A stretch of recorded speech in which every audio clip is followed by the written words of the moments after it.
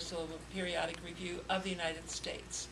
And this will go, I think September 15th is a deadline, to the UN Human Rights Council.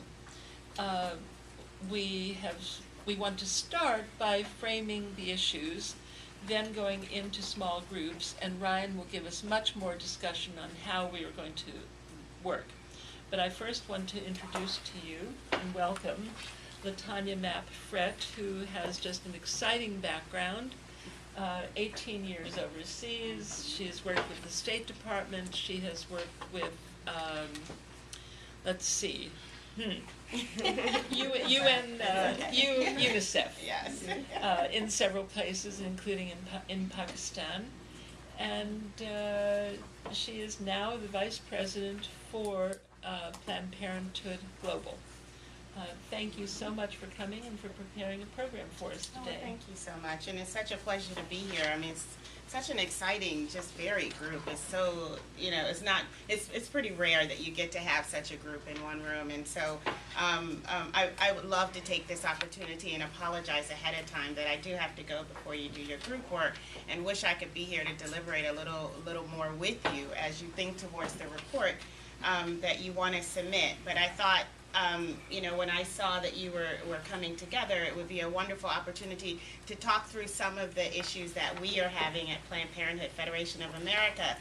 Specifically, Planned Parenthood Global is a part of the work that I do within the scope of the international responsibilities. And Planned Parenthood Global is a program of PPFA that actually extends our mission, quite frankly, overseas.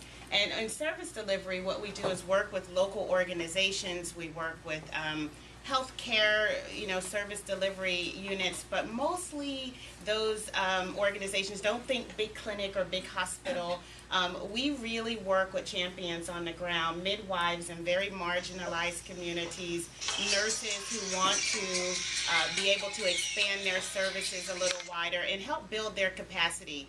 Technically, yes, but also working on things that organizational growth and strength so that they can be able to, live and sustain themselves in doing this work that they do.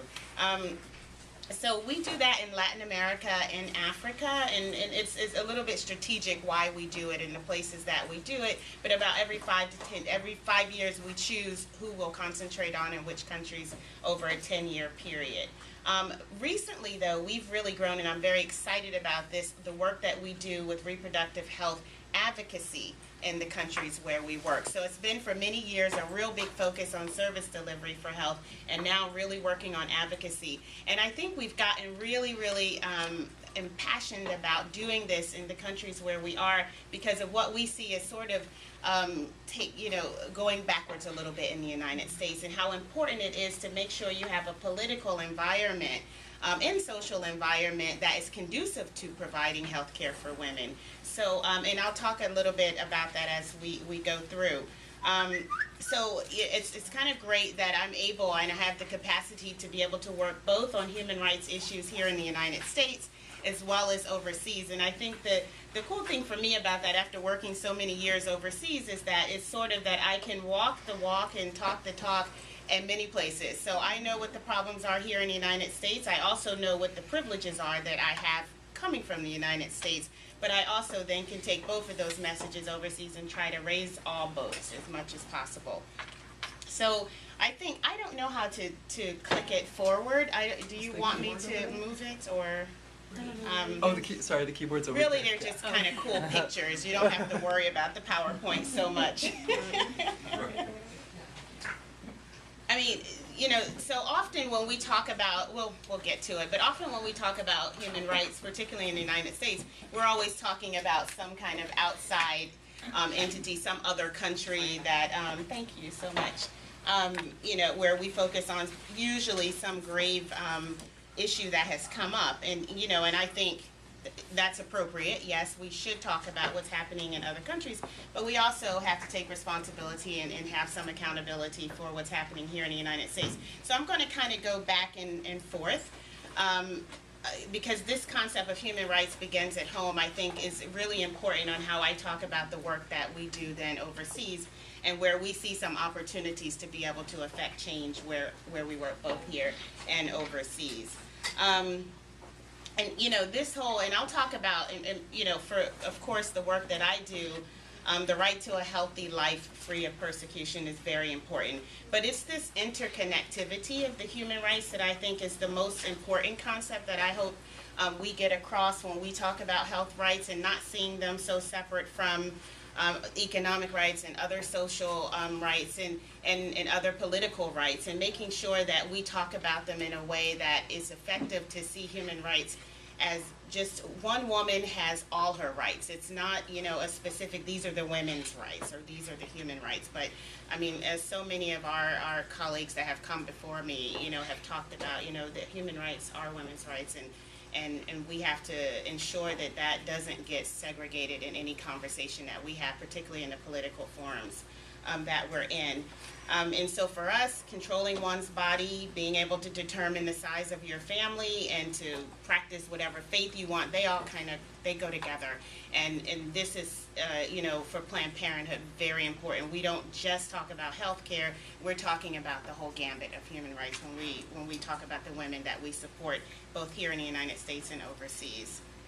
I think, it's important to talk, when we talk about health rights, and particularly sexual and reproductive rights, to think about the Cairo. There was a host of, really events that went on in the 90s that's setting the stage for the concept of women's rights and human rights. But I think that this Cairo event was just so special because it did really put reproductive rights into that category. Because I think even though we were talking about women's rights, we didn't see sexual and reproductive rights as a part of what was a right to a woman.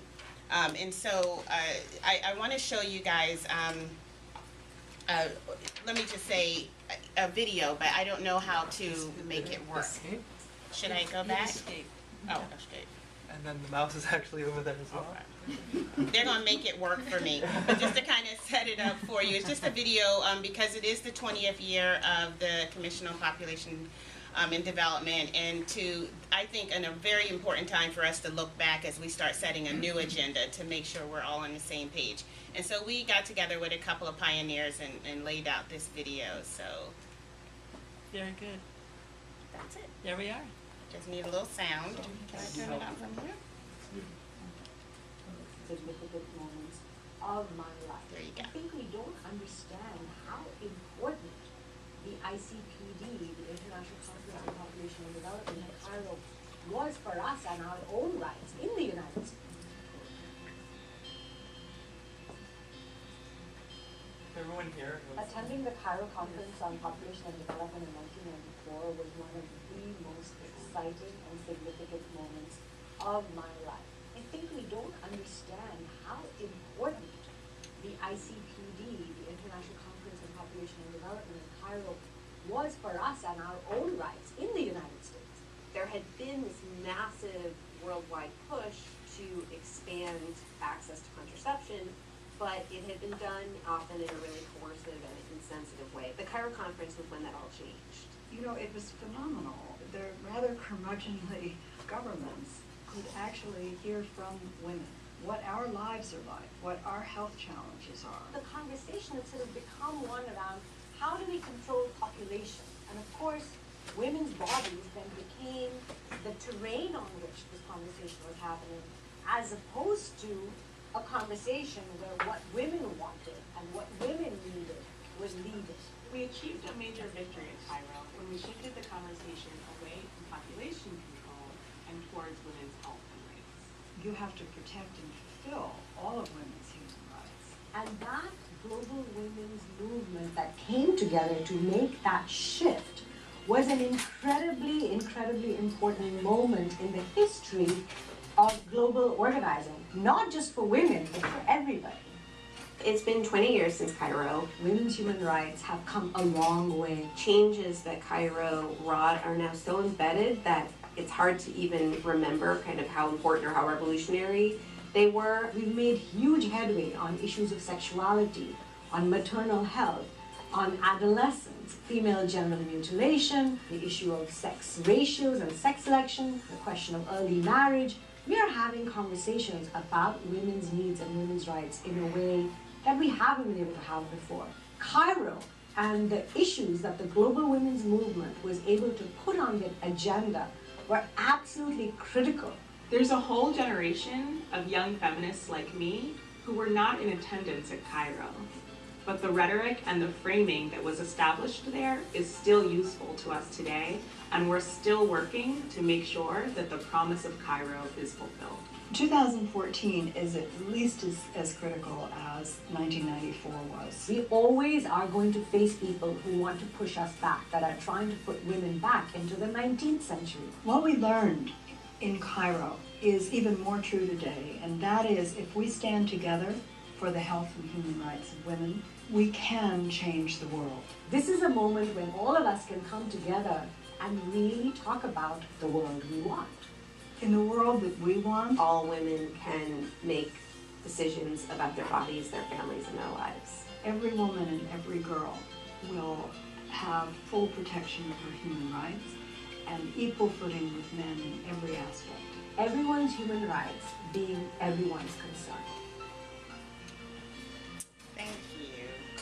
I think I'll push escape and then that should get us back to where we were. Yes, you did Push it. it again. PowerPoint? Yes. That one, right? You And then where's You can hit the, it this one. which one? I need a 5 button on the keyboard. On the top? Here we go. Nope. Oh, 40. All right, let's go. Should we go back to it? That's what I thought. Is this it? You were on the slide, right? You hadn't done it. That's Right, this is this. I'm just trying to Enlarge it. to your right. This one. Yeah, Yeah. There you There go. we go. Thank you. So, I love the video, and I love that now is the time. I mean, in September, we will celebrate CPD in its 20th year, and there'll be lots of conversations. But I think it's just so important that we have the voices of our pioneers and our leaders on this matter, and what it meant also to young people to have had much of what happened in the framing continue to be used 20 years later. I'm a lawyer by profession, so I started off in the UN, and much of my work with UNICEF was on the CRC, the Convention on the Rights of the Child, and CEDAW, and trying to get governments to actually implement what they committed to. And so I go through usually when I'm talking to that, the human rights audience to talk about, well, the right to health is embedded in all of these different things, and some people are sometimes surprised. And often those who have been through this know what's there. But I guess, at the end of the day, it's not so much that we subscribed or countries subscribe to these documents, it's do we really, really see this out? Do we implement what's inside of those documents? And I think that it's important that we all keep holding countries accountable to what they've signed on to, and even if you haven't signed it, I think the tenets of human rights that are in them, which is important. And so again, it's all laid out very clearly what the right to health is, and I think, sometimes it's a little bit surprising that we keep having this argument again and again, and I'll talk a little bit about the U.S. As well, but, for me to see it all come together really was, I was working in Ethiopia on street children, and really looking at the intersection between what their situation was and the labor laws of the country. But the interesting thing was, every time I encountered, many of the children that I had to talk to and then to talk about their situation, all of the girls had in some way been abused sexually. Many of them had either been pregnant or were pregnant, and then because of the increasing, HIV/AIDS issues, had never been tested, and many of them, and one in particular that I worked with, was both pregnant and HIV positive. And so, just to, we often look, and, sometimes still organizations do, at these situations in a very siloed way, but, actually for that girl, True Work, there were so many, issues that needed to be dealt with, and her right to health really, she eventually died during the time that I was in Ethiopia, so, and her baby did not survive. And so this right to health to me has become, over the years, extremely important, because it really doesn't matter any of these other rights if she is not going to live to see them exercised. And so for me, that's been very important. and after 18 years in the field, to come back to the U.S. and then have to, I think my first day on the job at PPFA, there was, this is about 3 years ago, there was a Pence law. And this law, you know, it was an amendment that was being proposed to defund Planned Parenthood. And the reasons that it was being defunded were extremely interesting, in my opinion. I have been working for the U.S. government, actually promoting many of the rights that we right now in the U.S. are arguing over. So two things that I think might be interesting for you to know as you deliberate on your report. Two trends that really are U.S. kind of trends. And one of them is this concept of trap laws.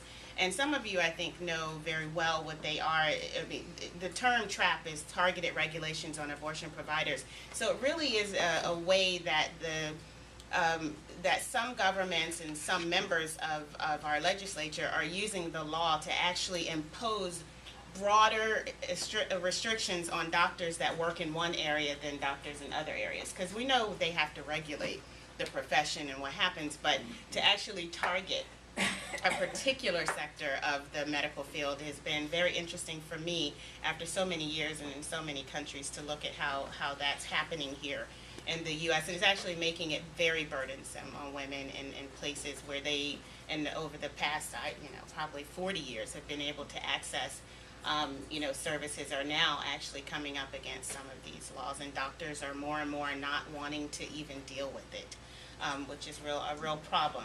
And then, of course, the early abortion restrictions that are coming into play in the U.S., it is something that we actually are exporting to other countries, this concept of placing in the law the fetal heartbeat. If you can hear the heartbeat, then the woman doesn't have access to make a choice. And so these are some of the things that I think are crucially important. These are things that are not good for us to export and things that we have to fight here in the U.S. when we talk about the broader human rights for women. And it's so important because I don't know how many of you remember Savita's story. So Savita is an Indian woman who was in Ireland, and she was having some real painful complications, and she went to the hospital, but before they would address her issues, the doctors said that they wanted to make sure they couldn't hear the baby's heartbeat. So in a sense, they were actually making the choice that, they were going to save the baby and not the mother. And her death was preventable. I mean, medically, they could have addressed this situation very quickly and, according to doctors that I speak to, very easily. But they decided not to because of religious beliefs and also the doctor's perception of some kind of persecution under the law. Whether that was true or not, I'm not sure. But since that, she died. Her husband actually is here in the U.S. right now. So yeah, she passed away. And now Ireland has re-examined their approach because they've been very, kind of like we're going through in the U.S., they have been very, very difficult and complicated when it has come to this issue. And abortion is not allowed in Ireland. And so this particular woman, I mean, she wasn't even seeking an abortion. She just needed the care. But because of the complication around this subject, this woman's just inherent human rights were not adhered to. And so now Ireland has taken, they've added some legislation that would require doctors to try to make a more sound choice when a woman comes in under these circumstances. But I just don't want it to take women dying consistently and over time for us to try to figure out what's right, what a human right is, when we have all these documents that I just showed you that literally spell it out in such a very clear way, what rights women have, and specifically under health. And so I think it's important for us to watch this area very well, because I think it's one of the things that is going to dictate our ability to empower women to make more political and financial decisions for a world that we hope will be peaceful into our future. So another thing that I think has been interesting since I've come back to the U.S. is looking at the U.S. policy advances, let's call it that. So the Affordable Care Act, even before I came back, I was in Egypt. So I lived in Egypt for 4 years, right before I returned to the U.S. And this argument over the Affordable Care Act, it was a big fight when President Obama came in. But one of the biggest things that the fight was over was the birth control portion of that bill. And what's interesting to me, and I work for Cecile Richards, and that this became such a dividing issue under the argument for the Affordable Care Act and the necessary debate that goes on before an act is passed. But she was telling me when, whether or not, women's birth control will be covered under the Health Care Act. But when Viagra, came up, of course, it was not tabled at all. It was never an issue. Clearly a health issue, clearly a health concern, and men should have their insurance cover. But with birth control, it was a completely different story, and it had turned into a really horrible bipartisan discussion that really almost derailed the whole thing. And so I think it's really important. After Planned Parenthood, the Pence Act was, I think you remember President Obama said there's no way that we were going to decide on our Appropriations Act based on whether or not Planned Parenthood closes, and it sort of was off the table. There were a record number, and I have it here, probably about 141 provisions at the state level on this with the same intentions, which was to defund the local Planned Parenthoods at that point. And there were numerous, I think about 70 other provisions that had to do with abortion federally, that actually started rolling out after that. And so it became a real contentious, and it still exists today. I mean, there are still states that are still really fighting this really hard. There have been some things in the last couple of months that have also been introduced and may have not gone far, but still, the issue is very clear when it comes to women's health and when it comes to discussions around our right to appropriate and fair health care. There's going to continue to be an issue, whereas, many of these issues were resolved, decades ago, both locally as well as internationally. There have been, and I want to be fair, there have been positive policies that have been passed, and we're very happy about that. For the first time in 7 years, actually, the state of California expanded access to abortion by allowing non-medical doctors the ability to be able to provide it. So women who didn't have access to an actual doctor actually can get it from either a midwife or a nurse practitioner, I believe is the law. So that law was adopted. And then in 5 other states, there was actually comprehensive sex education, which, as we all know, I mean, no one wants to get to the decision of abortion, no matter how lightly it's talked about here. I mean, the point is to teach people, and teach women in particular, what their choices are, what their options for birth control are. And so for us, a real achievement has been these comprehensive sex education policies that have been passed in the 5 states. And we think that's a real positive progression that has taken place. And then there has been a couple of things that has happened for contraception, for emergency contraception for girls and women who have experienced sexual assault and incest, and so that has been required under the law, and we're very happy about that, because that had been a challenge, and it was actually a big fight even with this supportive administration. And some of you may have heard about the Shaheen Amendment, which is allowing women in our military forces the ability to also access rape in the cases that they need to do it. I didn't know this, and maybe plenty other people didn't, but they were probably one segment of our society that were not allowed this choice when they were serving overseas. And so we fixed that, and I think it's great. Still, we have a couple other things that we need to do. I think some of you are aware of the global gag rule, which, depending on the administration, it's that part of our legislation for foreign appropriations. So the money that we give to other countries that says that those funds can't be used for abortions. There's something closely, well, let me just say, not for abortions, but you can't even counsel, talk about, or use your own money for abortion. So it's a little bit, it's much deeper than just saying don't use U.S. government money for abortions, because we never did that. We still don't, actually. So it was actually going a little further and restricting other countries and organizations in those countries from using their money for abortions. And if you did that, you could not receive U.S. government money. Right now, that is not the law in place. President Obama has actually signed that, probably within hours of his first term in that administration. The challenge, though, is that it's an order. It's like an executive order that comes from the White House. And we have been trying really hard to make sure that is law, that you can't actually, and it's not about abortion, but you can't restrict things in countries where it's legal, especially if it's legal in our country. So it's illegal here, it's legal in your country, then why would you restrict a flow of appropriations to that country for that issue?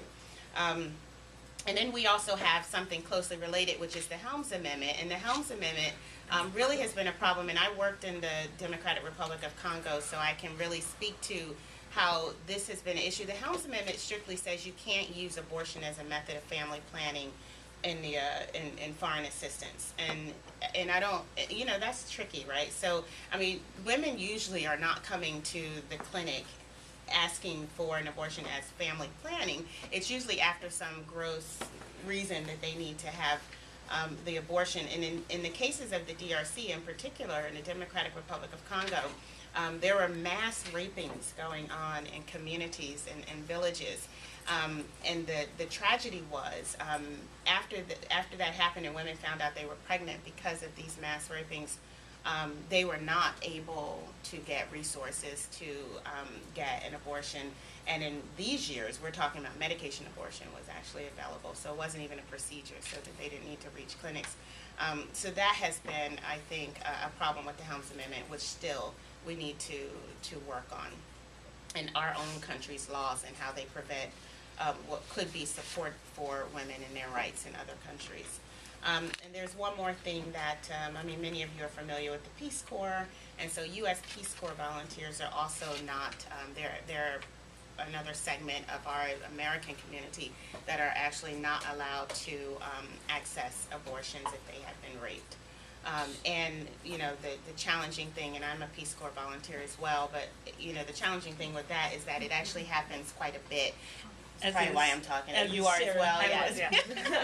And as you probably know, violence in other countries, just the situations that you are in, usually as a volunteer, dictate that you're a little bit more vulnerable and don't have the protections of most other women in that particular village or community. And so it does happen quite a bit, and it doesn't always result in a pregnancy, but we want women in the Peace Corps to know that they're protected when they go overseas, and that they need to make this choice, and they're supported to make that choice.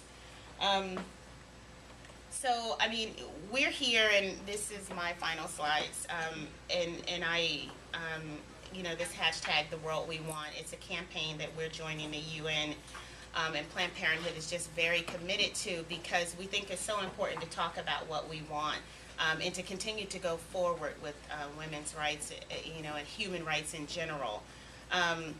We think that this opportunity with the post-15 agenda is very clear, and the fight is on, should I say, because, it is not clear that gender will be a standalone item. It is not clear that under the health agenda that reproductive health and rights will be included as a standalone target. So, these things are things that we just have to continue to fight for. And we continue to say that, and I think this kind of convening, this kind of discussion can be a way for us to continue to push forward for the world we want. And that's a world where women are able to enjoy their human rights no matter where they live. And so I thank you for allowing me to be here, and I hope that helps set the tone a little bit, and encourage any questions that might be.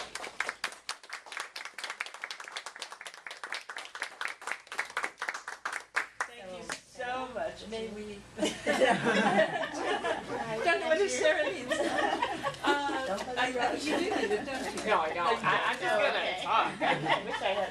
Let me take 5 minutes for any questions that you may have. Yes, Amy? I saw an article in I think it was the Health News recently about the record of,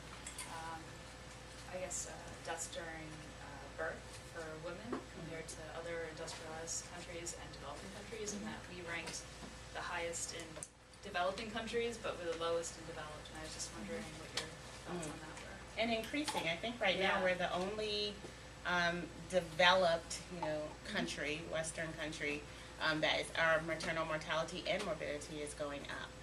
And a lot of that we were just mentioning had to do with HIV/AIDS, and we haven't really tackled that issue. It's still a small percentage here, but the percentage of people who have AIDS and who are not tested and die is higher here. So it's those people who actually don't know their status and die is still going up. And we haven't been able to tackle that. But yes, the United States is the only developed country that is our maternal mortality is Feel good? I just wanted to follow up on it actually. Not only is the U.S. High on the list, but also we don't actually know the numbers because there is no standard form for collecting in the United States information on maternal mortality. Each state defines their own maternal mortality, and Amnesty has done a study on maternal mortality in the United States, and what you see is that in the people of color communities, especially among the African Americans and Native Americans, there's an enormous amount of maternal mortality, and some of those mortality cases where it should be counted as maternal mortality in New York, for example, may not be counted as maternal mortality in Mississippi. So, and there is no Health and Human Services office that collects this information. or standardizes. And that's something that we've been pushing for actually, to collect this information in a systematic way. Another question, Judy? Yeah, I just would like to say something. It was a wonderful talk, and I'm really quite impressed. I would add one thing to the world we want. In order to have all those things, we need peace as a human right, and I hope we can somehow insert that in it. Women will have nothing if we don't have peace as well. One more, Colette? Yes, thank you for your presentation. You mentioned sexual violence and conflict. I wanted to follow up on that.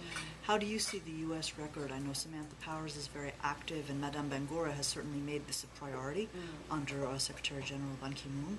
How do you see the U.S. record, in terms of support for the push to really end sexual violence and conflict? I think they're actually quite serious about seeing this through. I think, though, when it comes to touchy subjects like after there's been an incident, are you going to support women to make choices to have abortions? They've been very squirmish, and they hate when we bring it up. But it's a very real topic.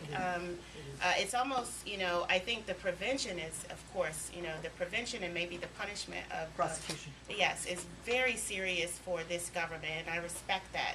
I think, though, just we have to, you're going to have to go all the way then. You're going to have to look at what happens with these women. And you can just now go back to communities and look at children, from some of these communities and what has ultimately happened from unwanted pregnancies under these circumstances. So I applaud where they are. I just say you can't be hypocritical about these things. So. Do you have time to stay? I do. I have a couple minutes, Wonderful. so I will enjoy that. Then what I would like to do is introduce Sarah Porter. Sarah is a new staff member with ECPAT USA, but has worked with human rights with the University of New York in relation to Iran, and was also working in Kiev as an intern with a sex trafficking organization, prevention of sex trafficking organization. Yes, that is true. And also, you were a Peace Corps volunteer in Macedonia. I was. So please start. Sure, okay. So, yes, I'm a new staff member with ECPAT USA, that stands for End Child Prostitution and Trafficking. My executive director likes to call us the best anti-trafficking organization you've never heard of, and that is true. We're actually part of the largest anti-trafficking network, which is ECPAT International, which is in over 70 countries and composes over 80 organizations, all working to end the commercial sexual exploitation of children. So we exist to create a world where no child is bought, sold, or used for sex. ECPAT was started in 1991 in response to Asian sex tourism. And then our branch, ECPAT USA, started to advocate for the PROTECT Act because at the time there was no legislation to be able to prosecute American sex tourists who went abroad to sexually exploit children, and then when they got back, again, there was no legislation in place for any sort of prosecution. So we were successful in passing that, and then we broadened our scope to cover the commercial sexual exploitation of children and sex trafficking and how that affects minors. So just to give you a little background about how I got involved in this issue, yes, I was in the Peace Corps in the Balkans in Macedonia. This was 2005 to 2007, so a little while ago. And I had heard of the term trafficking, but honestly, I really didn't know what it was.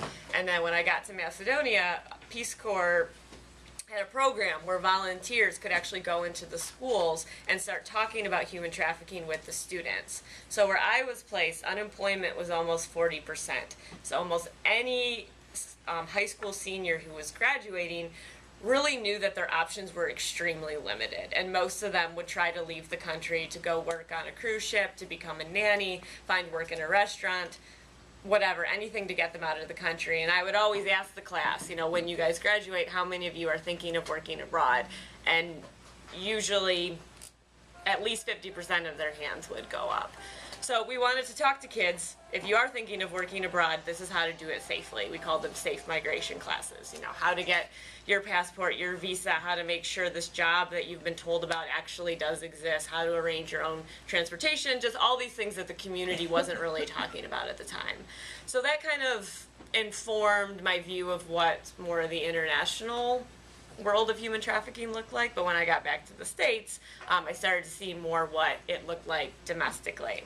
So as I said, ECPAT focuses on the commercial sexual exploitation of children, which is a very long, complicated term to describe the various methods of how children are sexually exploited, typically for the financial gain of a third party, and this includes sex trafficking, prostitution of children, child pornography, and sex tourism. I don't know if you guys heard, but I just read an article today that 70 people, many from New York, were actually arrested in a child pornography ring. So this is still a very, very real issue that is happening globally, and it's happening locally. And they were very well placed. I mean, it wasn't Yeah. like people in a trailer park kind of thing. Yeah. No, absolutely. So, as you probably know, trafficking is a growing and lucrative industry. The International Labor Organization just came out with a new report, I think yesterday, that estimates that human trafficking is a $150 billion business, and sex trafficking composes $99 billion of that. Their last estimate was $32 billion, so clearly it's gone up quite a bit. And the large majority of these dollars are actually being generated in developed countries and the EU. And due to their research, the ILO stated that the average trafficker and exploiter is making $35,000 off of each victim. So again, it's unfortunately a very, very lucrative industry. So to frame human trafficking, sex trafficking in the context of the UPR and what it looks like in the United States, even though it's getting so much more attention, comparing this to what people talked about when they were talking about trafficking 10 years ago, we're definitely getting a lot more attention. I think the average person does have an idea of what human trafficking is, but I still think there's the narrative that you have to cross an international border, or you know, it's really something that only happens over there, or it's Russian women, you know, being put in brothels, or Chinese women being brought over in shipping containers. And granted, when these cases happen, they really do get a lot of attention, and they tend to be sensationalized, and the media picks up on it. But I would definitely say that the most overlooked issue is American victims tending to be under 18 who are trapped in what we call prostitution. And I'm not saying that all prostitution is trafficking, but a lot of prostitution does have elements of trafficking, which includes force, fraud, threat, or coercion. But it's important to keep in mind when you're talking about anyone under 18 who is in the commercial sex trade, they are to be recognized as a victim and not as a criminal. So really what we see when we're talking about sex trafficking in the U.S. and we're talking about American-born minors is this issue of very vulnerable youth. And again, I don't want to generalize, but these are some of the youth that we see who are in the sex trade. They're homeless, they're in foster care, they're in and out of the juvenile justice system, in and out of group homes. Basically, you have a lot of kids that are on the street without any sort of support system available to them, which just makes them extremely vulnerable and extremely easy to recruit into the commercial sex trade. And no Amber Alert goes out when these kids go missing. A lot of these kids do have a high rate of prior sexual abuse and trauma. In 2007, in New York City, there were 2,250 victims of sex trafficking who were all under the age of 18, and 75% of them have had prior contact with the child welfare system. Also, according to Health and Human Services, there is about 1.3 million runaway and homeless youth here in the U.S. And again, in the U.S., we're talking about within our own borders, not over there. I'm not talking about Russia. I'm not talking about China. I mean, this is something going on right here in our very own city within these 5 boroughs. So just to give you an example, and again, I really don't want to generalize, but some of the cases that we see, let's say you have a girl that does have a prior history of abuse, in and out of foster care, contact with the child welfare system. Maybe she gets kicked out. Maybe she runs away. Maybe she's 13. She has no place to go. Maybe she meets an older man. Maybe he takes her in. Maybe he acts like he's dating her. Maybe he's the only man who's ever told her that she's worth something or that he loves her. Maybe he starts asking her to do things for him. Maybe he starts asking her to have sexual relations with some people he knows because he's been giving her a place to stay. He's been feeding her, you know, you need to pay for this. And all of a sudden, she's trapped in prostitution without any other option. And people are making money off of this child's body. And also, exploitation is even easier now with increased access to the internet and online sexual services. I'm sure many of you are familiar with Backpage, run by the Village Voice, where it's basically just online escort services available 24 hours a day. A lot of these pages are not being regulated. So you have kids that are being sold alongside adults. So they're mixed into the adult sex industry. So yeah, it's not like there's a separate section for those under 18, which just makes it so much harder to identify. And also, most victims don't self-identify. So that's a whole nother layer to this. Is even if, you know, she's 16, it doesn't mean necessarily that people buying sex are looking for somebody under 18. But again, if kids are being mixed into the adult commercial sex trade, it's just going to be even harder to recognize them as victims and give them the services that they need.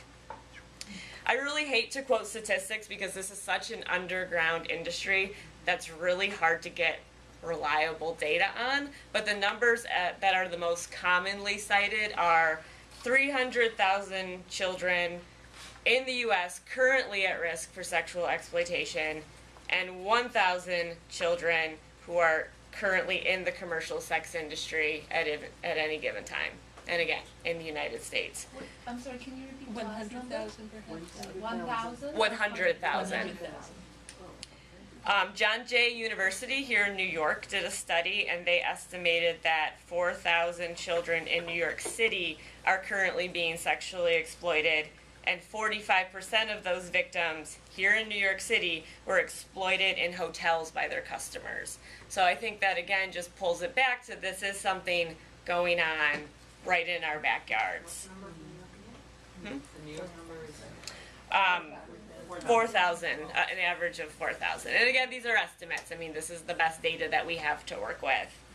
And also the New York City social service provider Covenant House reported that 25% of their youth shelter population was either a victim of sex trafficking or had engaged in survival sex at some point.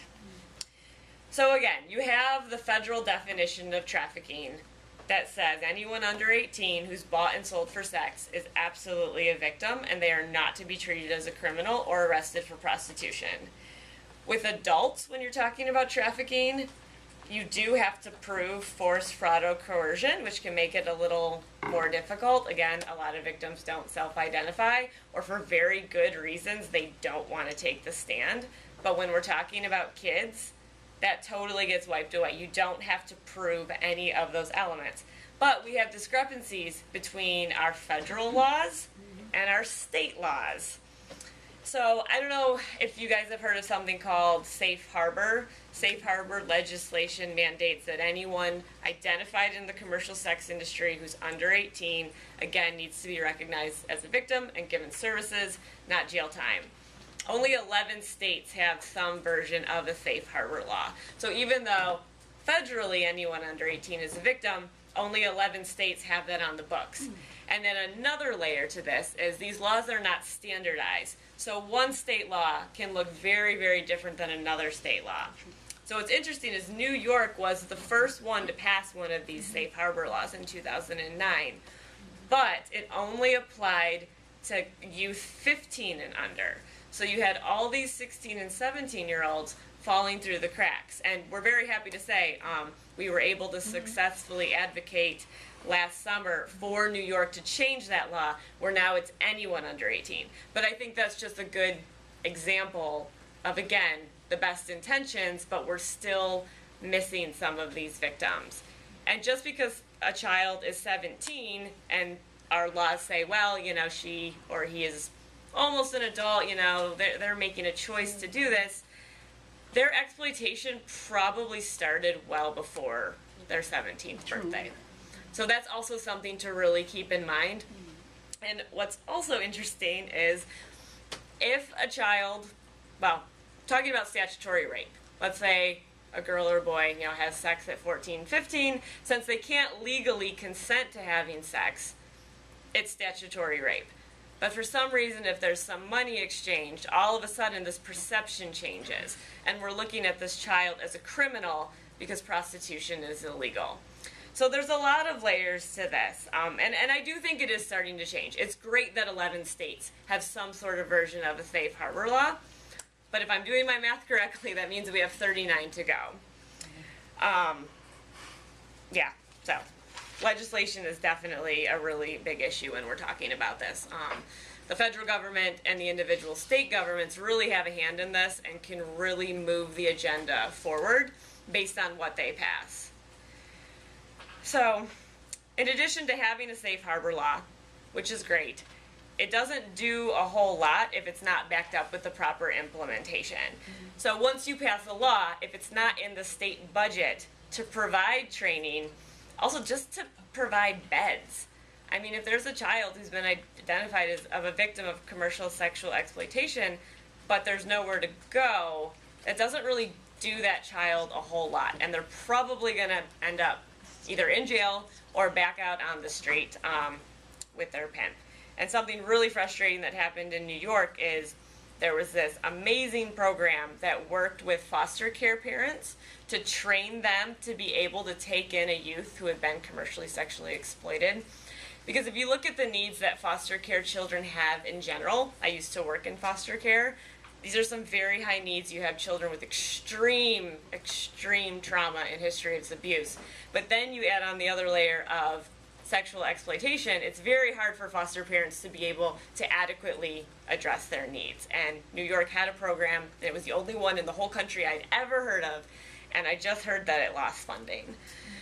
So, yeah, there's a lot of things that we can be doing, again, to keep it in the context of the U.S. and the UPR and what our courts can mandate that would really help eradicate this problem. Training is huge. If you think about all the institutions that are the most likely to come into contact with a victim, so all those touch points, social services, law enforcement, first responders, medical professionals, teachers, these are the people that need to be aware besides just the average citizen. Because if you look at the trajectory of a victim's life and their exploitation, they're probably going to have contact with one of those institutions down the line. And also for cross-collaboration. for all those institutions to be sharing information, to be talking some sort of repository of data. Again, that doesn't really exist yet. And there are some pilot programs that are starting to be launched specifically in the social service sector. Also, law enforcement is starting to be trained, but again, it's not across the board and it's not standardized. And these are definitely things that could really, really help. Sarah, I think we're going to start to wrap this, but Okay. I really wanted to ask you a question about what percentage are boys? That's a great question. So boys tend to get lost from the narrative and really lost between the cracks. Our organization actually did put out a report last year called "And Boys Too," because when you're talking about boys, again, the narrative is this really only happens to girls. Girls and women are victims of sexual exploitation, and males do this because they want to. And we see that that's not true. There is a growing amount of boys who are being commercially sexually exploited. And again, it's really hard to get hard numbers and data, but our research team interviewed social service providers that absolutely said we have boys that come to us who are victims of sex trafficking. They're just not recognized as such. Kathy? Another potentially unrecognized group, what about older men and women, particularly older women, both in the context of the victim who's aging and still has issues related to their sexual exploitation. And the fact, I believe is true, is just because you turn 30 doesn't mean that you're not a victim. So what ends up happening, your group really specifically hones in on children. What about older people? I want to also just, one more hand for Tanya. Right, so that's another group that gets lost in the cracks, because unfortunately when you're talking about anyone, I won't even say over 18, unfortunately I think it's like over 14 or 15, public sympathy kind of tends to disappear. So when you're talking about someone who's in their 30s, even though their exploitation... Or 50s or 60s or 70s or 80s, right, it still happens. Exactly. Their victim status, for whatever reason, seems to disappear in people's minds once they've hit a certain birthday. And our organization, we only focus on those under 18, so I can just speak a little bit more about that, but I think there are definitely less services available for those who are over 18. It's a hard population to reach, too. Okay, I think... One question? Well, we have three questions, so let's have one who... I have a question regarding the treatment of kids who are immigrant. I've worked with lots of cases, and it appears as though across different states, there is remedies for immigration status regarding kids who have been victimized in the U.S., the T visas and so on and so forth. And I see different practices across the board in terms of the police or whatever organization signing the petition for T visas for children. Oh, for T visas, yeah.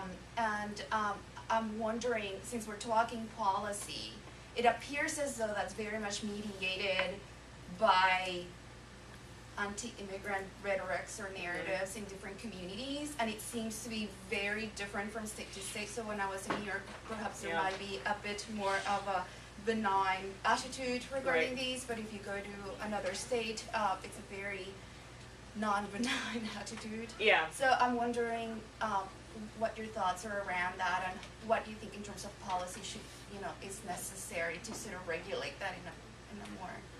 Right, so the T visas, I'm glad that you brought that up. I think there's 5,000 available every year, but they're never all given out. But there are more than 5,000 victims, immigrant victims of sex trafficking or labor trafficking. So, and I do think it depends where you are, but that's a whole nother layer to it. And our organization doesn't really deal with this because we don't do direct services. But when you think about all the victims that have been threatened with deportation, who it's been drilled in their head to be scared of the police, that just makes it even harder for them to be identified, especially with the threat of deportation hanging over their heads. Okay, I think we will probably stop this now, and thank you for your wonderful presentation. And we'll have an opportunity to break into small groups. I'd like to go straight ahead and ask Ryan, what do you need? The mouse? Yeah, I'm gonna go back to Can you hit the escape button? Do you want to come over here and Sure. sit? That might be easier. How would you do that? Do you need the keyboard? Yeah.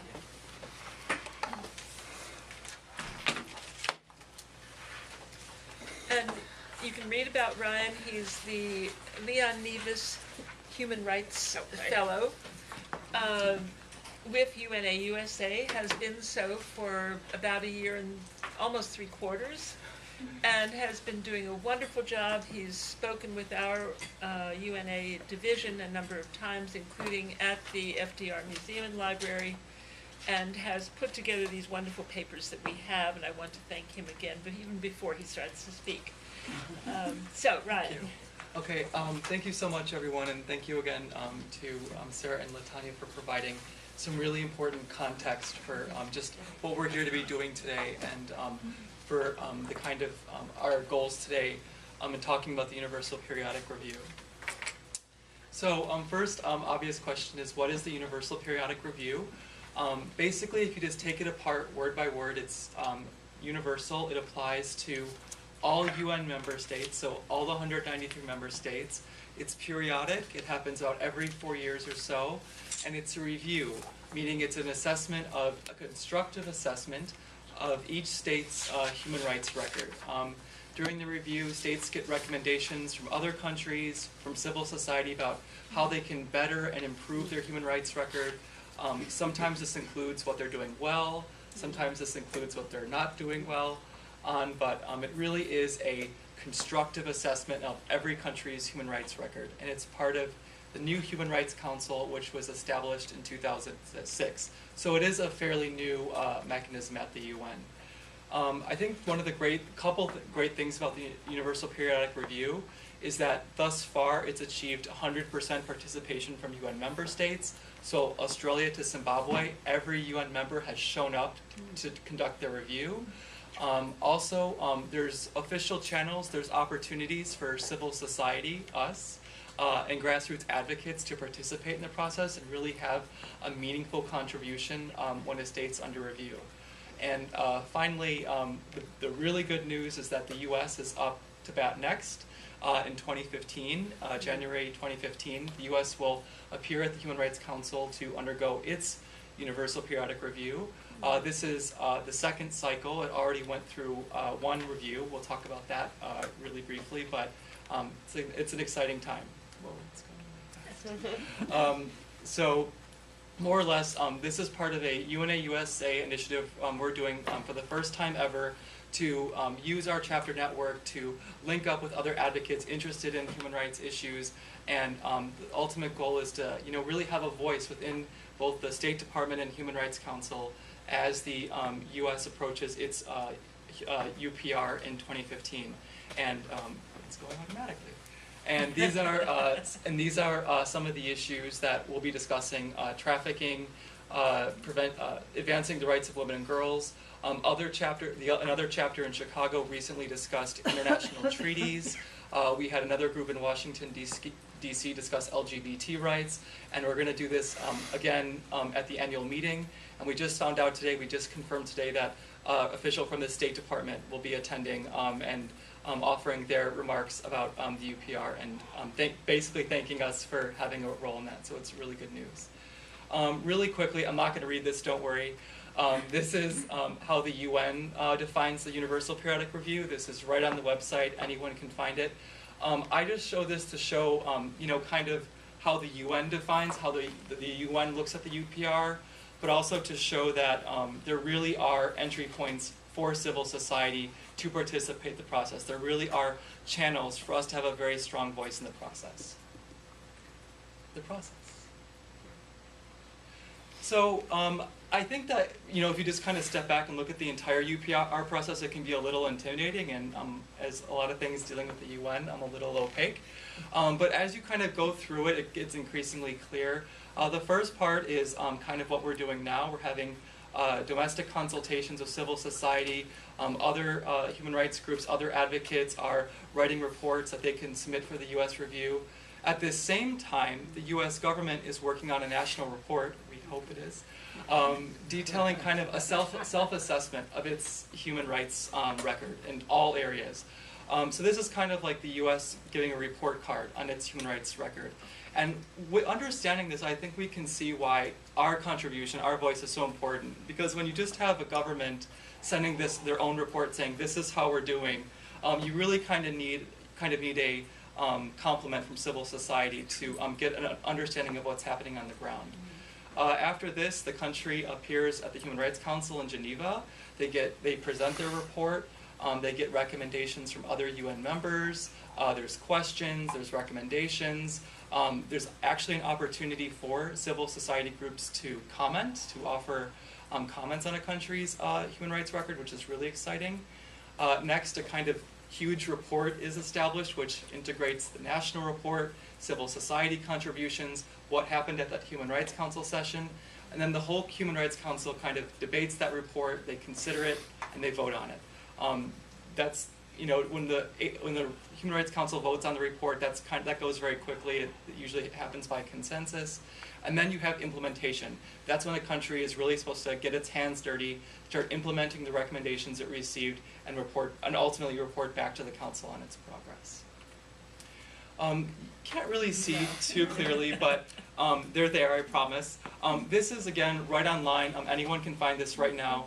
These are some examples of civil society reports submitted during the first U.S. Universal Periodic Review. You see a lot of household names on this: Amnesty International, Human Rights Watch. You see other groups dealing with very specific human rights issues like poverty or housing. And what these are 5 to 10 page reports offering constructive recommendations to the U.S. You should do A, B, and C. We've discovered there's this problem going on in the U.S. Here are some of the ways you can improve your human rights record. And I think that what's really cool about this process, again, is, if we submit these reports and we submit these recommendations on trafficking and advancing the rights of women and girls, it's not going to some, bureaucratic black hole in a drawer. It will be posted online. Anyone in the world can access that, download it, see what we had to say, including, of course, the government under review, which is good news. So the role of civil society is to conduct these kind of consultations, these kind of internal reviews of a country's human rights record, submit shadow reports, also called stakeholders reports, prior to the Universal Periodic Review, and expand awareness about the UPR on the ground level in countries. Because frankly, a lot of people don't know that this tool at the UN is happening, or that it's something that actually has a 100% participation rate. So really quickly, and anyone can call it the answer, according to the UN Charter, the UN is composed and run by, anyone can? Peace-loving states. Yes. Oh, good. So I thought this might be a good, kind of little mini break, because we've had a lot of information thrown at us. It's a lot of good and important information, but this is a real quick little quiz that I think is really relevant to our discussion right now. Understanding that the UN is composed of and run by UN member states, I think it kind of helps as we look at tactically how to influence the Universal Periodic Review and really make sure we have a voice. Even though it is run by member states, that of course doesn't mean that civil society has absolutely no role to play. And you can see kind of some of these examples of civil society's voice in the UPR. I picked Somalia because Somalia, I think when we hear the word Somalia, we don't usually associate that with a stellar human rights record. And you can see that these are some of the NGO recommendations, and I took out their names just in case anyone has an affiliation or any connection. These are some of the recommendations submitted to Somalia during its UPR. You can go ahead and read them. There's also an example of a country recommendation. And I think the big idea here from this slide is that these are very, I think, clear recommendations. They're very pointed recommendations, but they're also constructive. I think things are pretty serious in Somalia right now, but these recommendations, I think, are framed in a very constructive way. They're not diatribes. They're not utterly condemnatory. They're framed in a way that a country can see this and say, yes, we will implement that recommendation. That makes sense to us. And I probably should have mentioned this before, but a great thing about the UPR is countries literally go recommendation by recommendation and say, yes, no, we'll think about it, we're already doing that. They literally respond to every single recommendation in writing. So very quickly, first review of the US happened in 2011. I think it actually went pretty well. You had over 100 civil society groups submit reports like this. The US received nearly 300 recommendations from other countries. Actually, we were the #1 country. We received the most recommendations. Surprise, surprise. And really just an incredibly broad array of human rights issues were discussed, ranging from poverty to trafficking to LGBT rights to human rights in the environment. Really an incredible array of human rights issues were discussed. And again, you can go on the State Department website, you can go on the UN website and see what the US response was to every single recommendation. And the US, I actually think, took it very seriously. They had consultations across the country, they sent representatives to listen to civil society concerns, they submitted their report on time, and I think it was on time, and they showed up, which is good news. Yeah, right. Not normal. I think with all the treaty bodies and everything, 16% of countries submit their reports on time. So yeah, it's a very tall order. And so the kind of goals of this consultation is to have an open, wide-ranging discussion on a human rights issue. We're discussing trafficking and advancing the rights of women and girls today, and to draft observations, recommendations, suggestions for the US UPR in 2015. So basically, what should the US continue to do? What should it be doing differently? And also, raise awareness about the role of the UPR in the US human rights record and constructively contributing to that. Thank you. Do you have, are there questions? You have another side. Yeah, this is the last one, don't worry. Okay. So I think it's, it's okay to be a little skeptical about, this process happening in, far off Geneva where, countries are, talking about each other's human rights record. It's easy to say, will this really make a difference? Is what we're doing today, will it really matter? My answer is yes. The PowerPoint beat me to it. It really puts the spotlight on the issues we're talking about. These recommendations will be online for anyone around the world to see on the UN website. We'll be sending a copy to the State Department. And I know Joshua, I think, who ran into a little trouble getting here today, can tell us, and as you can see, a lot of the recommendations that civil society groups submit to countries, you see countries make these recommendations and they're not Xeroxed, like they won't be exactly the same, but you can see a very, very strong correlation there. And a lot of times these other countries, where else are they going to get this information? They use these civil society reports. So I would say it actually does have a fairly strong impact, and it's an excellent process to undertake.